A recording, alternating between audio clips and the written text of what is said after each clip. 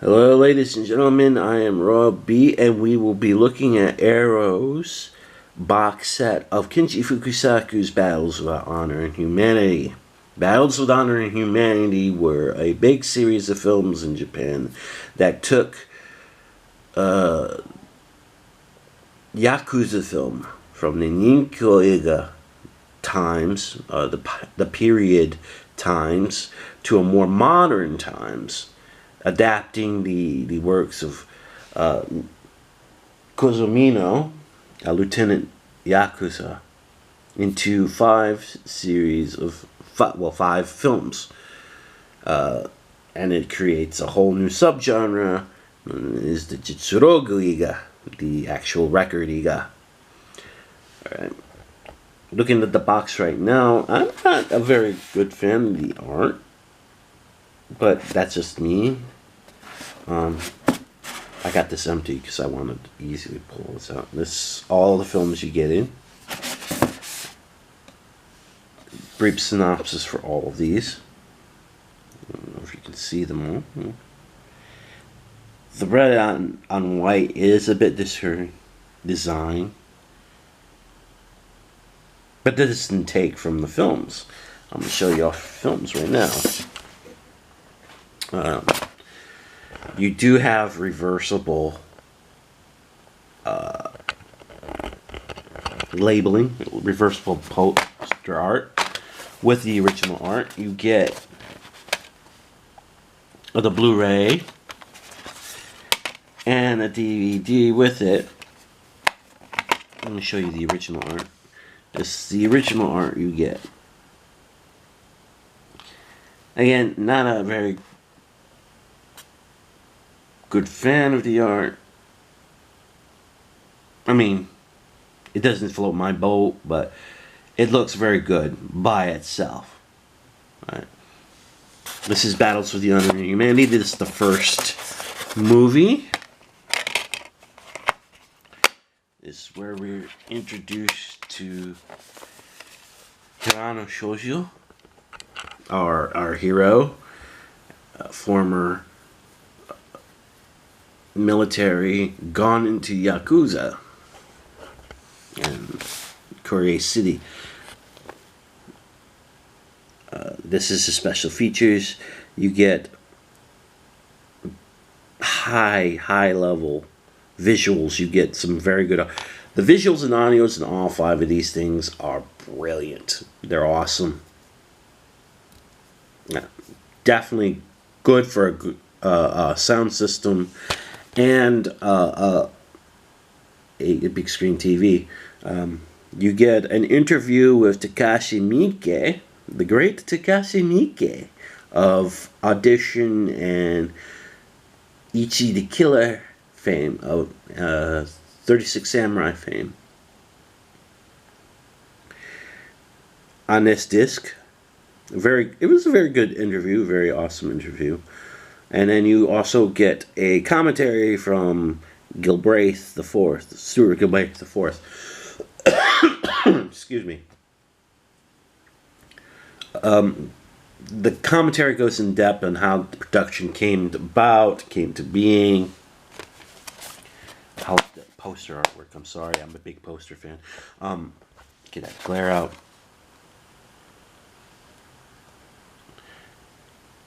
The commentary goes into how Tohei gets in contact with Mino, and how to use his rights, and it goes into how they got the Bunta Sugawara. Bunta Sugawara is like a very serious James Garner with a buzz cut. But it's a very good commentary. That's the first film. Very good commentary. Battles of Honor and Humanity. I definitely say listen to it after you get to see these. Excuse me. This is Hiroshima Deathmatch. One of the more powerful film I think the most powerful films and star-studded films of the series. Look at that original poster. And all these come with Blu-ray and DVD, just to reiterate.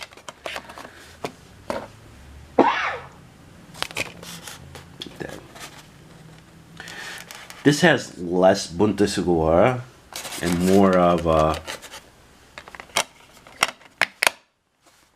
Sonny Chiba. It's got Sonny Chiba in it. It's got it's following Kitoji, character who was supposed to be a soldier but never got to fight, got to see any action. And this film pretty much, it's also got Keikomaji for all you Lady Snowblood fans in there watching this. And it pretty much covers what happens to the old version of Yakuza and what's going on with the new version coming in. And it looks at the families of Hiroshima and its relative, how it's relative to Kirei City, where Sosa is residing. It sets up the field. It's what it does. This film does. It's the best of the bunch. The special features, not much. It's got an interview with Ryozo Ueno, who is the stunt choreographer for the films. It's very in-depth. Very well, not very. It doesn't go from movie to movie, but he talks about his times with Fukasaku and excuse me, how he wanted to get so accurate. He went to Yakuza underbosses and talked to them to see what kind of guns they use, what kind of fisticuffs they would go for, so on and so forth. This movie takes place. The first movie takes place in the late 1940s after the war has ended. This one takes place around the Korean War. Right, so just to get a frame of time going. The next one, Proxy War. This takes place during the 1960 Olympics era, 8 years before and after the 1960 Olympics. This starts ratcheting up. This, I gotta express this. These films you can't just turn on and off with the flick of a pause button. These films do get complicated. These films are like War and Peace, but with a lot of Japanese names. You're dealing with a lot of factions, you're dealing with a lot of families, and what makes it probably difficult for people who are just going to get this is that, excuse me, it's all in subtitles. All of these are in subtitles. There's no dub to them. You know, so if you want to be a Kinji Fukasaku fan, and you really want this, go ahead and buy it. This ratchets up the action. This also shows off Akira Kobayashi, one of the Diamond guys. So if I mentioned Diamond guys, get this open so I can show off the artwork. From Nikatsu. This is his post-Nikatsu work. Here's a nice good picture of him. And shaggy hair. He used to be a clean-cut guy. Now he's looking like Elvis in this film. This is when lines are drawn. Alliances are formed. Out of the series of film, this is, I think, the lesser version. But it's needed. It's needed to set up how This is following the gang war between Kure City and Hiroshima, and how it builds up. This is the start of the build up right here. The special features here, see if I can get a good picture of that, is interviews with the Piranha Army. The Piranha Army was a group of bit players that would pretty much provide background characters for films. Now, what Kinji Fukasaku did was he gave them life. He gave them personalities. He gave them shit to do, really. You know, instead of bouncing around side to side, mouths open, you know, acting like all they're surprised and stuff. He gives them actual presence. And it's because of Fukasaku these guys gain notoriety. It was one of the best bit groups in Japanese film.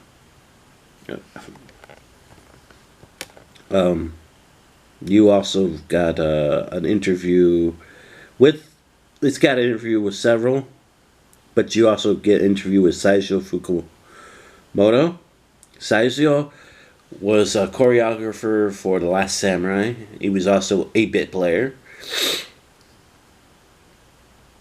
And at the time of this pressing, he was a major figure in a remake of Gaslight called, I think, Umemoto Gaslight, which is sort of remaking Charlie Chaplin's Gaslight about being a silent film.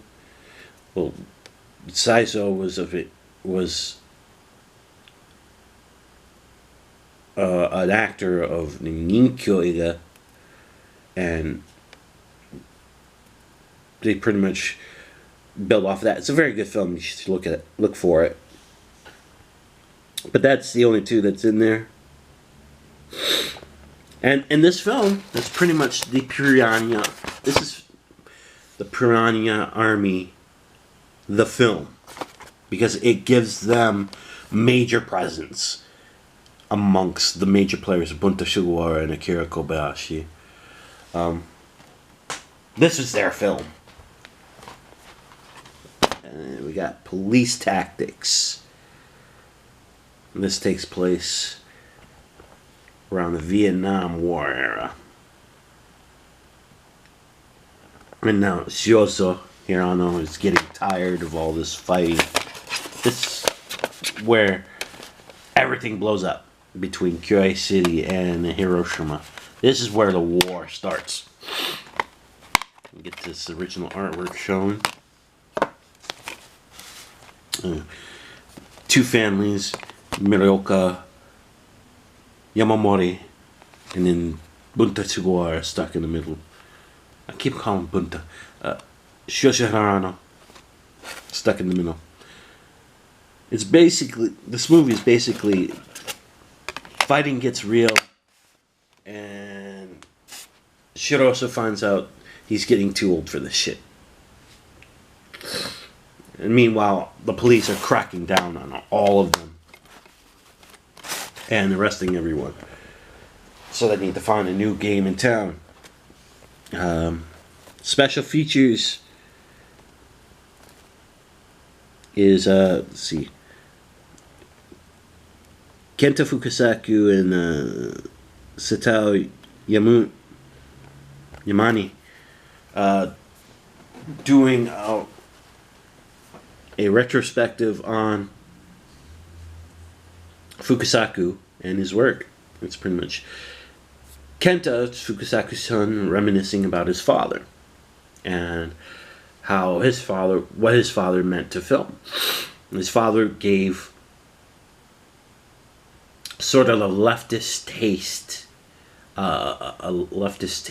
to Japanese film, and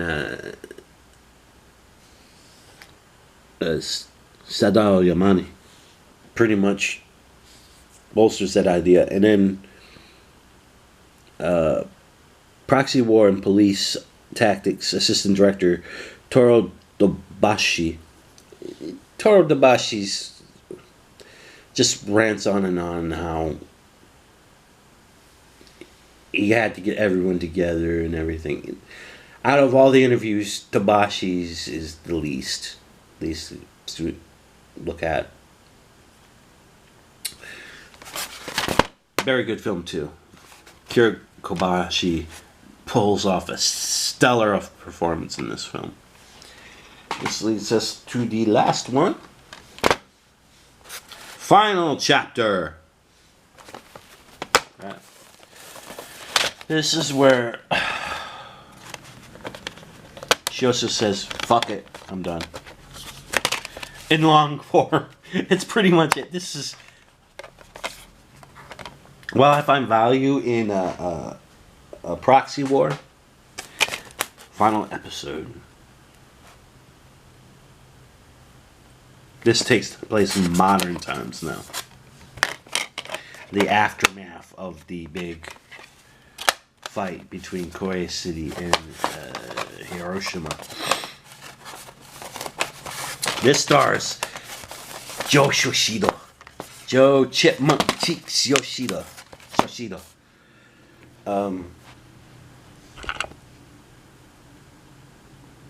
This is the weakest one. But I don't know if I want to call it the weakest one, because the original writer of the memoirs, Kozumino, had a hand in writing the script. Last day of the boss, a new interview with final episode screenwriter Koji Takada. Koji Takada pretty much helped give this film its farewell. He gave it a new taste, a new image, modernized. Fukasaku and friends at the time were just running on fumes. They wanted to get this one done, and they just couldn't. And Takada came in, brushed up with the Mino, and we got what we got here. Pretty much, Hirano realizing it's an endless circle jerk of death, and he's going to sign off. Pretty much watching the families dwindle away. It's a very good film, but out of the films, ties with Proxy War is weakest. And then, if you don't want to go through all the 5 films, well, Arrow's got you. Help. And this is the condensed version of the film.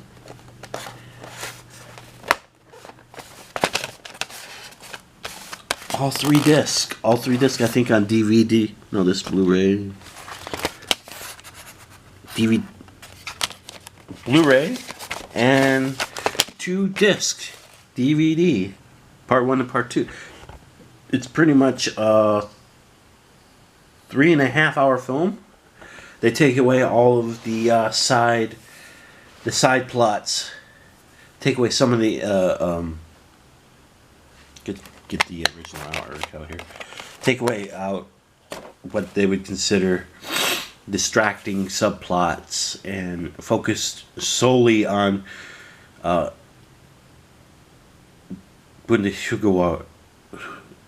Shugawa's character. Mainline plot. It's the complete saga. This was made for a film festival. I think it was Sundance. Look on the back.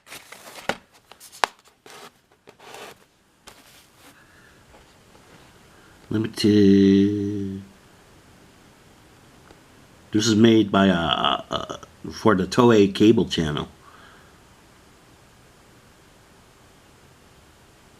Oh, I'm sorry. This is the first 4 films put together.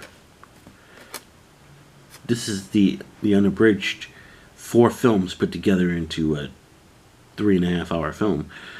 And it's got introduction of Toru Dobashi.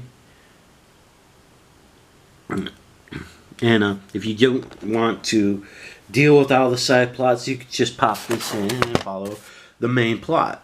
This was developed for film festivals. I know this was developed for film festivals in 1980, but this is also developed for the Toei cable channel.